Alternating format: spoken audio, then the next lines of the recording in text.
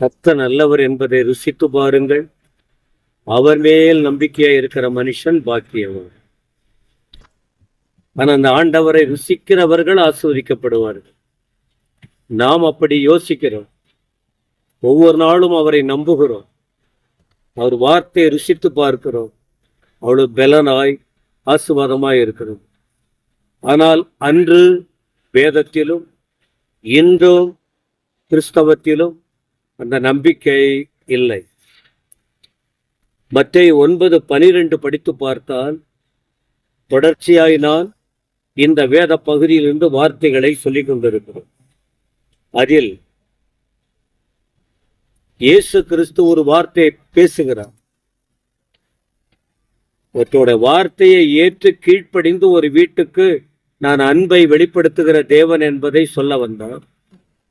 அந்த இடத்திலும் அவரை குற்றம் கண்டுபிடிக்கும்படி வந்ததான ஒரு கூட்டம் இருந்து அவங்க தொடர்ந்து பின்பற்றி வந்து வார்த்தைகளை தவறா சொல்றாங்க.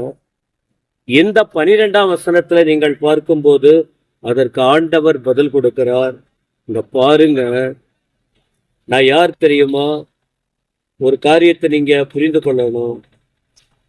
பிணியாளிகள் இருக்காங்க, சுகம் உள்ளவர்கள் இருக்காங்க. பிணியாளிகள் யார்?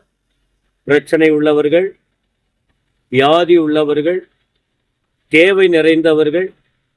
அவர்களுக்கு ஒரு காரியம் வேணும், அவர்களுக்கு வைத்தியம் வேணும். ஆண்டவரே சொல்றார். இன்னொரு வார்த்தை சொல்றாரு, சுகமா இருக்காங்க, அவங்களுக்கு வைத்தியம் தேவையில்லை. அதனால நீங்க சொல்றீங்களே, உங்களுக்கு நான் சொல்லுகிறேன், இந்த உலகத்துல நிறைய பேர் பிணியாளிகள் இருக்காங்க, சுகம் போல இருக்காங்க, ஆனா சுகம் இல்லை. நான் வந்தது அவர்களுக்கு விடுதலை கொடுக்க என்று அவர்களுக்கு பதில் கொடுத்தார்.